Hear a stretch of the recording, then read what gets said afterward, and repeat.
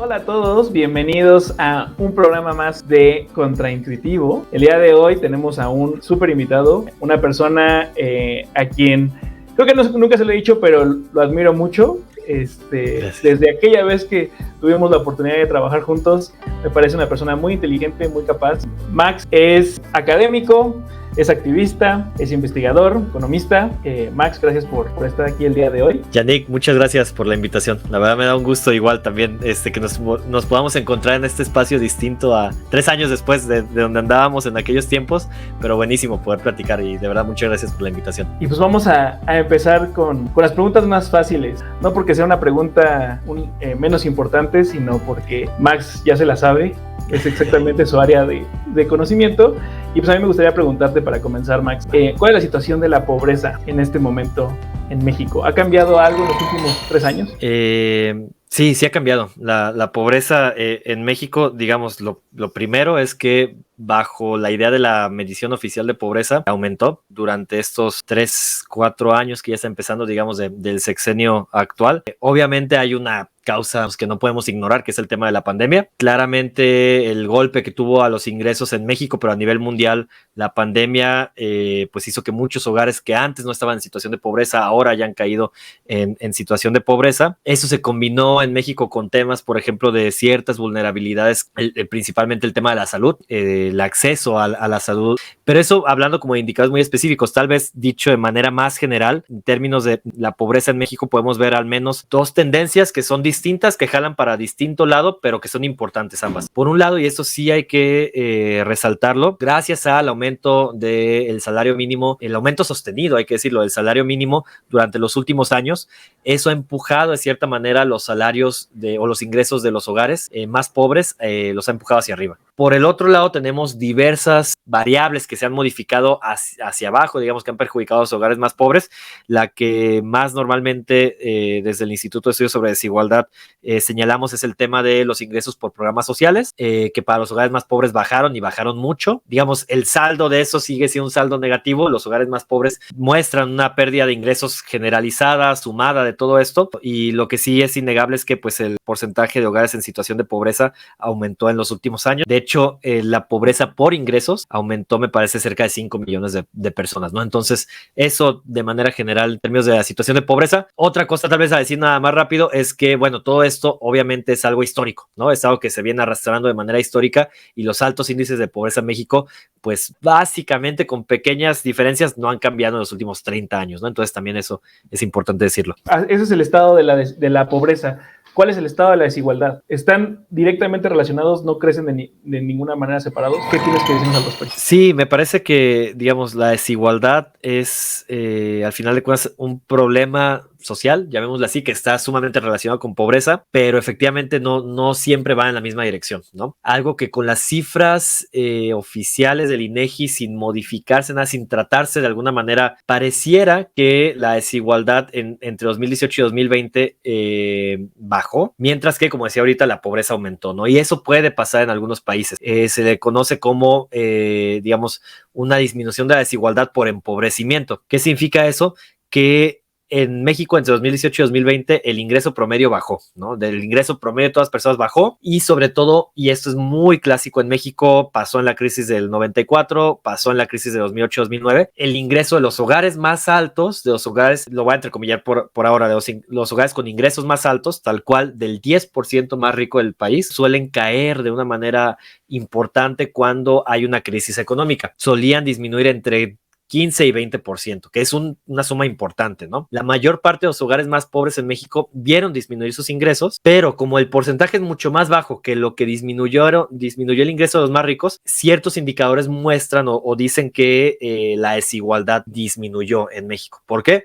Porque cayeron más los ingresos de los más ricos que la caída de los ingresos de los más pobres, ¿no? Esa visión digamos, respecto a cómo se modifica la desigualdad, justo me parece que hay que debatirlo mucho, ¿no? Porque al final de cuentas, el que estés teniendo cierto número de hogares que siguen siendo inmensamente más ricos que el resto y hogares que ya están empobrecidos, que vivían en niveles de vulnerabilidad muy, muy altos, que además tengan menos ingresos. Bueno, decir que esa situación equivale a menor desigualdad es bien, bien complejo. Cuando uno hace zoom, digamos, en lugar de agarrar el 10% más rico, que a ver, esto vale la pena recordarlo, hablar del 10% más rico implica hablar de personas que ganan 20,000 pesos por persona para arriba. No significa que estamos hablando de gente multimillonaria, ¿no?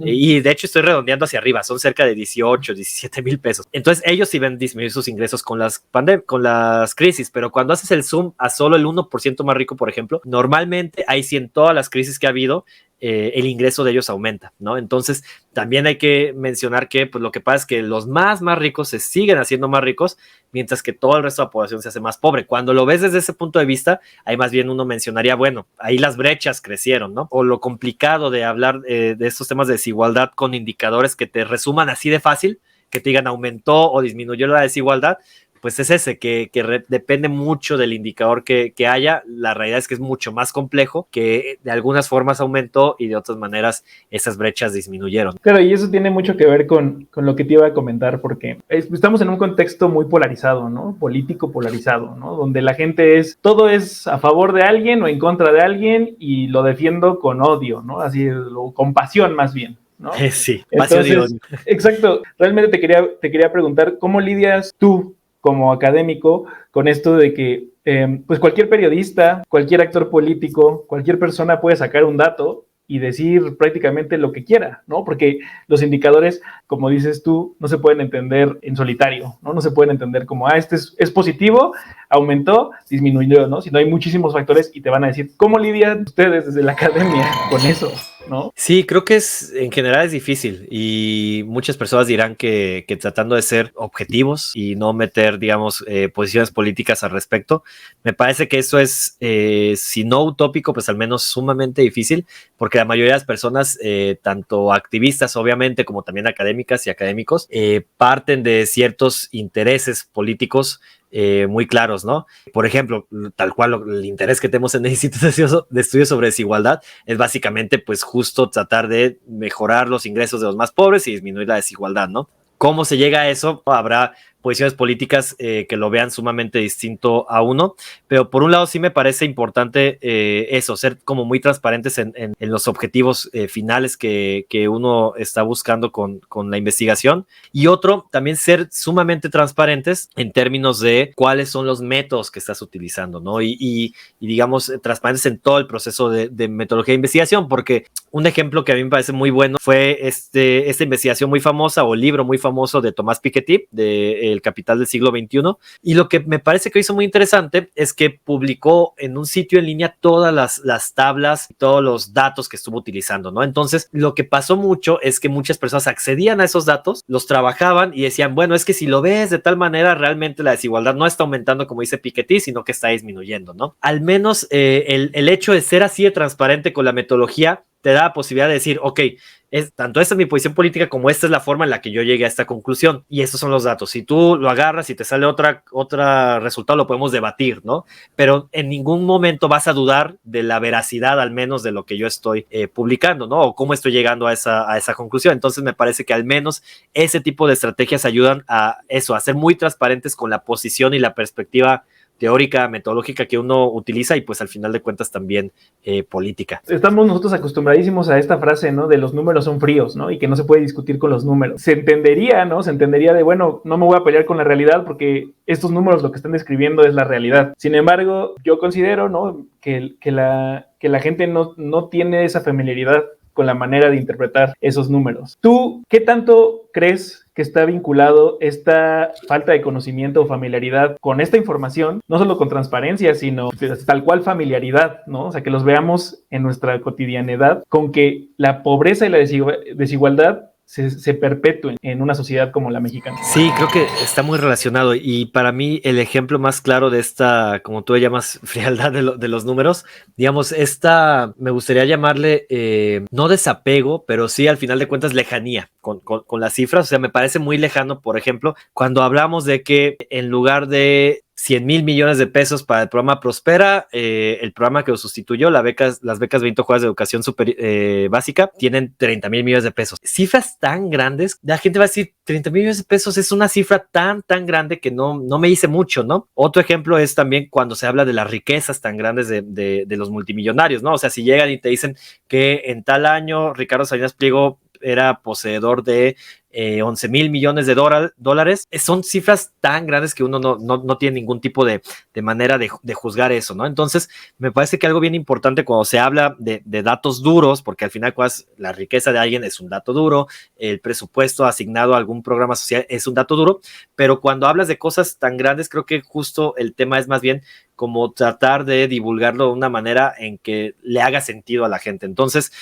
si lo comparas con cuántas veces, no sé, el presupuesto es equivalente, o cuántas veces más se está mandando al Tren Maya, es una manera de comparación, o cuántas veces más se gasta el INE, es otra manera de comparación. Digamos, hay muchas maneras de tratar de hacer que sean más entendibles las cifras, y en ese sentido me parece que hay muchas veces más bien un tipo de falta de práctica, por no llamarle pereza, de muchas personas que divulgan, o que académicos, académicas, incluso activistas políticos también, políticas que hablan de este tipo de números que parecen muy fríos, que muchas veces incluso se dejan así de fríos para que la gente, las personas no lo cuestionen, el público no cuestione el dato, pero pues más bien justo lo que se tendría que hacer es eso, es tratar de cierta manera hacerlo más familiar para las personas, más entendible. No es por traer a colación más polémica, más polarización, pero digo, yo entiendo lo que estás diciendo, como el ejemplo de hay un gobierno que tenía un presupuesto de gastos superfluos, ¿no? De gastos de promoción,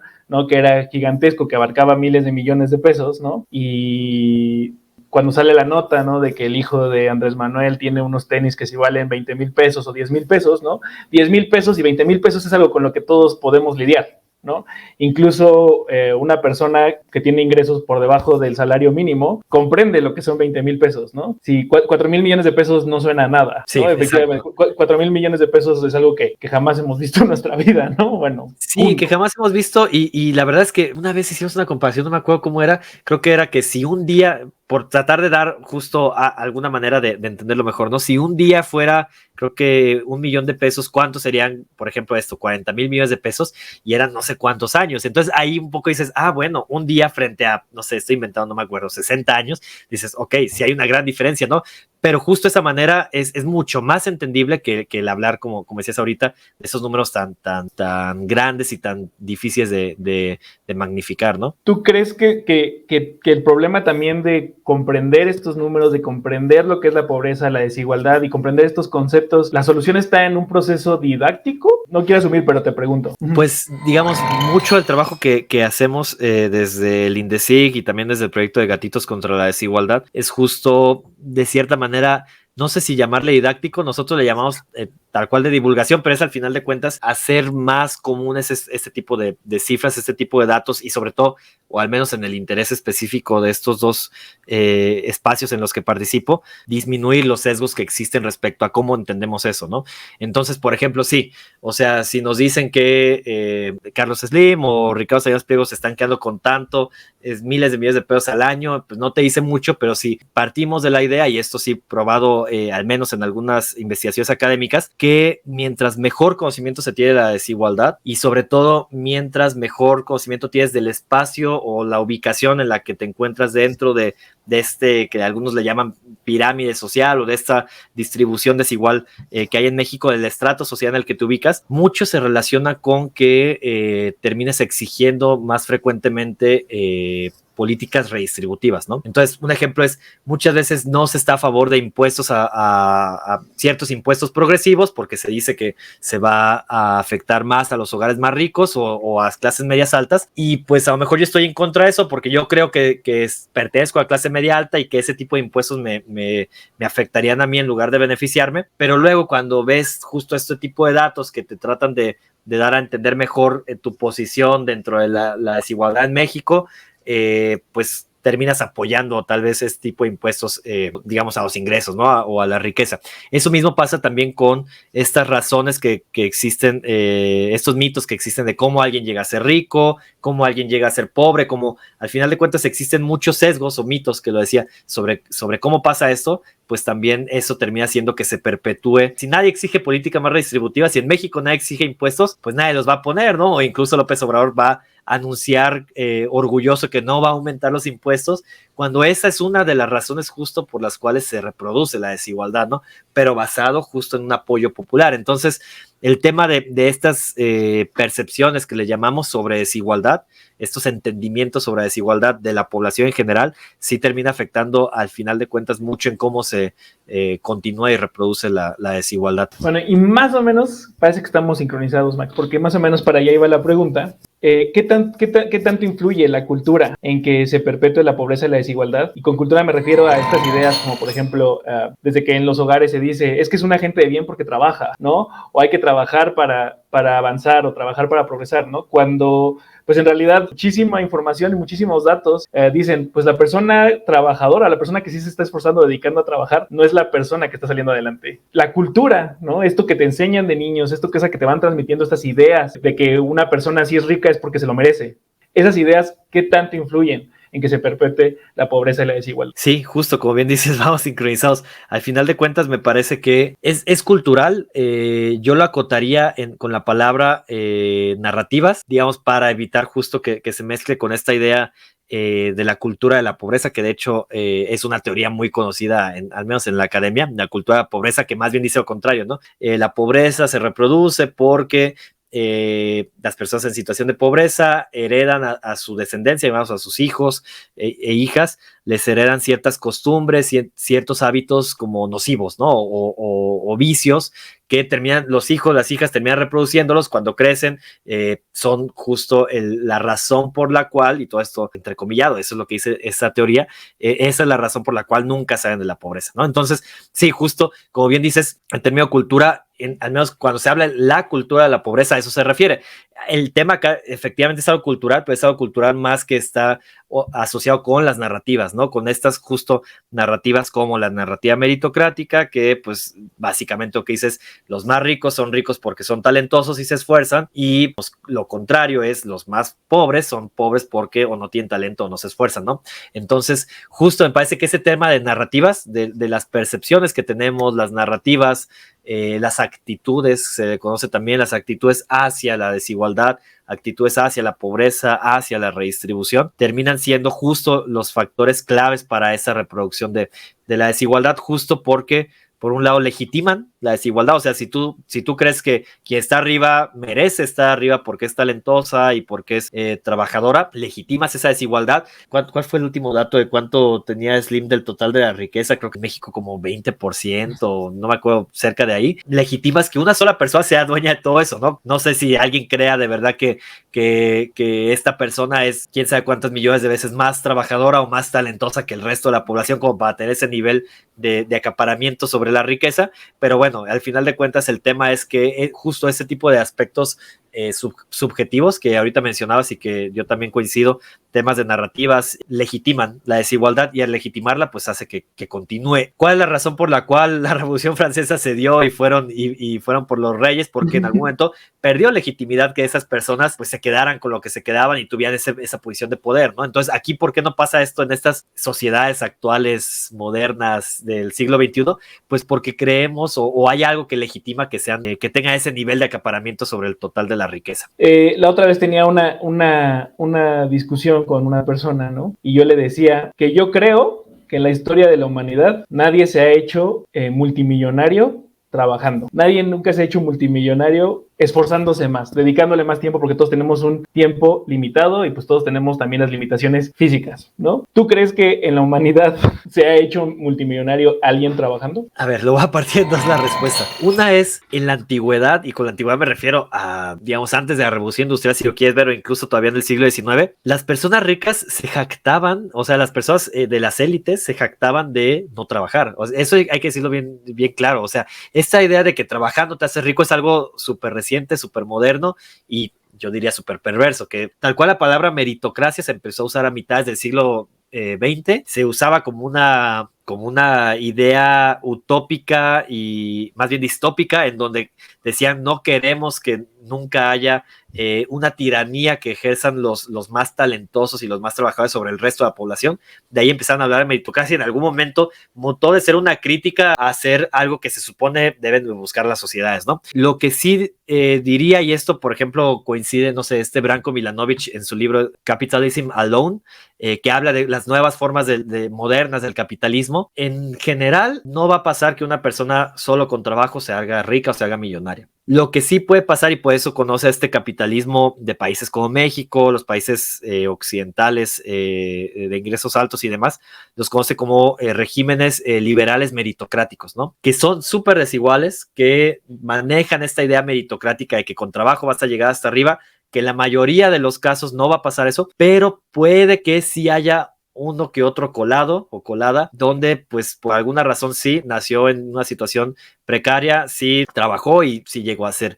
millonaria, ¿no? Pero la realidad es que es muy, muy baja la probabilidad de que eso suceda. Y además, cuando uno ve a las élites, por ejemplo, nosotros en el INDECIG hemos analizado tal cual el origen social de las personas, de las 30 y algo fortunas que están en la lista de Forbes, las más ricas de México, y al menos en lo que hemos encontrado de creo que como el 95% de ellas, es muy claro que vienen de familias ricas y muchas de sus empresas son más viejas que las mismas personas que poseen la riqueza actualmente, ¿no? Y en los casos en los que no encontramos, tenemos las sospechas muy claras de que así es, más bien no encontramos los datos, pero tampoco es que creamos que vienen desde abajo, ¿no? Coincido en gran medida contigo, solo sí acepto que puede que haya casos atípicos, pero es eso, casos atípicos que por ahí se puedan colar frente a esta idea que decimos. Ahorita que hablábamos de las narrativas, incluida esta, ¿no? Si dices que es muy reciente esta idea de que trabajar te hace crecer o que trabajar te hace millonario, ¿no? Estas narrativas y las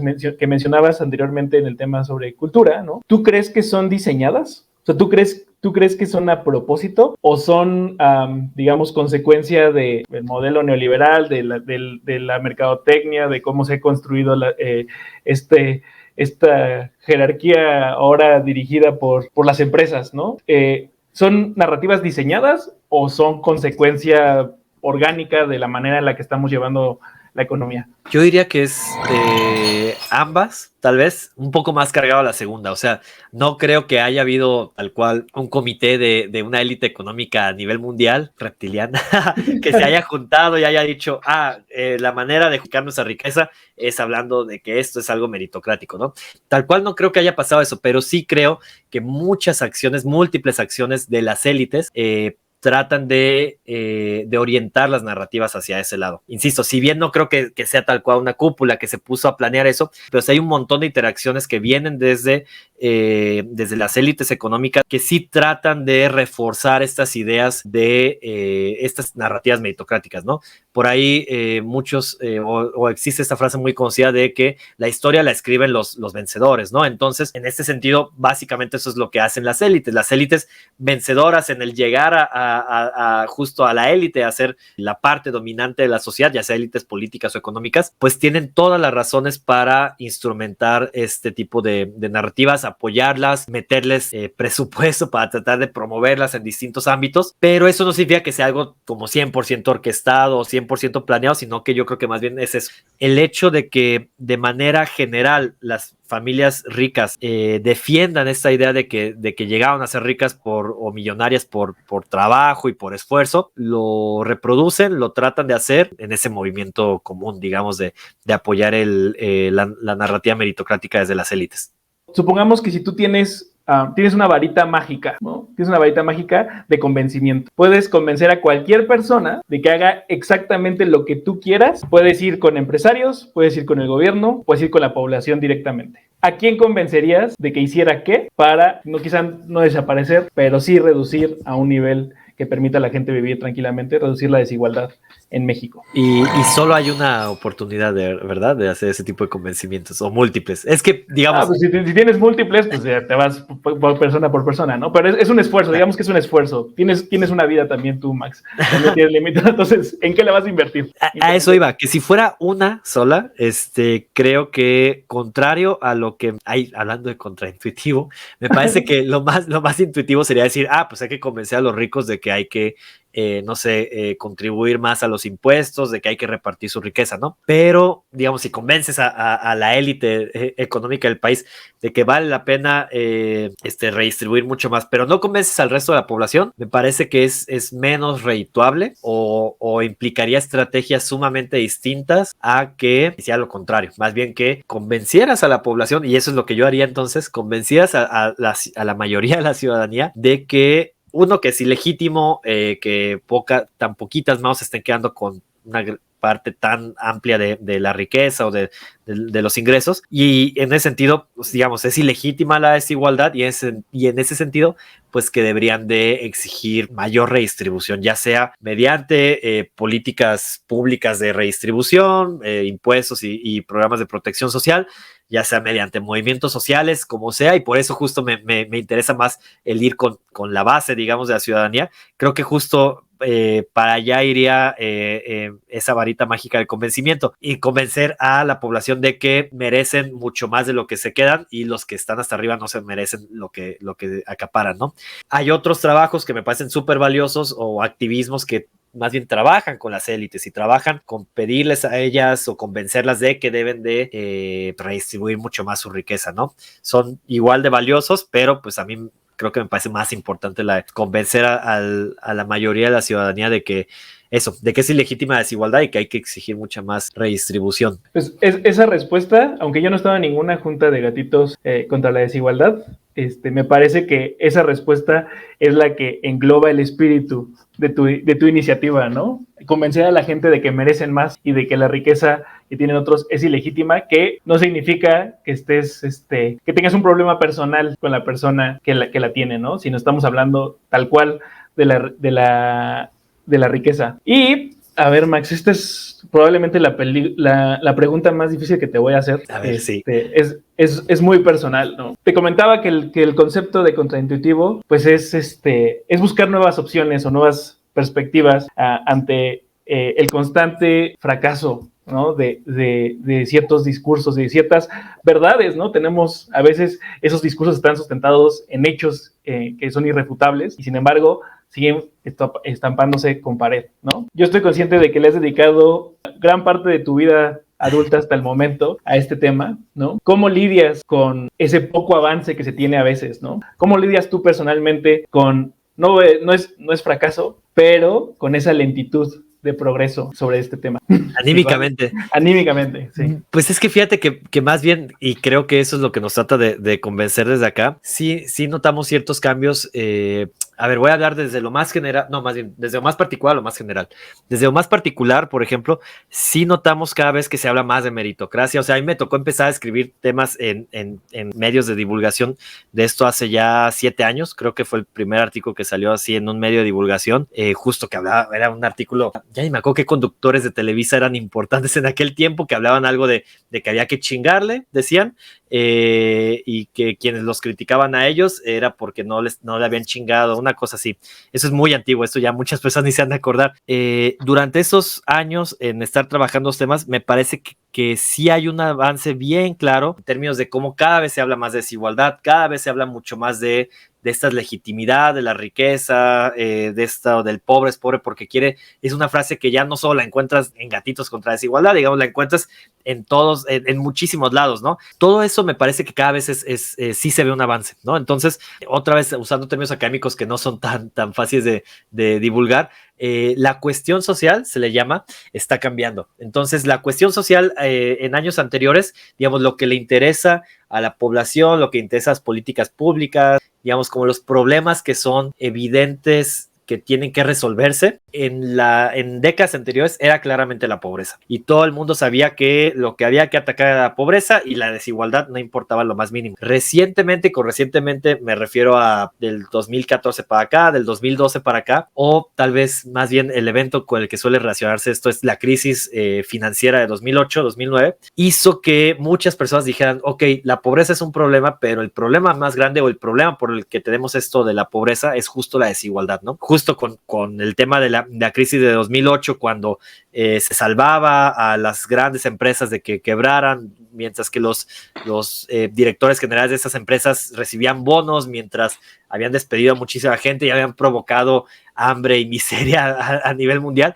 Ahí generó mucha indignación y generó un mayor interés en desigualdad. Movimientos sociales empezaron a hablar de la desigualdad desde aquel tiempo, ¿no? Los indignados en España, el Occupy Wall Street. Estoy hablando de cosas que igual ya pasaron, ya tienen cierto tiempo, pero creo que actualmente podemos encontrar muchos más ejemplos de cómo el tema de la desigualdad cada vez es más claro que es el tema y no la pobreza, ¿no? Entonces, ahí concluyo. Me parece que la manera de lidiar los pocos avances en términos tal cual de políticas públicas, la consolación al respecto, y no es consolación, al final de cuentas es que algo sí se está generando, es en términos de que de esto se habla mucho más. Y esto se considera cada vez más como algo importante, el tema de la desigualdad. Entonces creo que eso es lo que nos hace sopesar todo y decir, bueno, pues está valiendo la pena algo.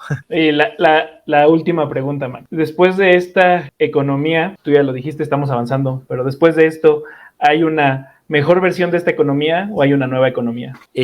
Pues depende, digamos, de si hablamos de México, si hablamos a nivel mundial.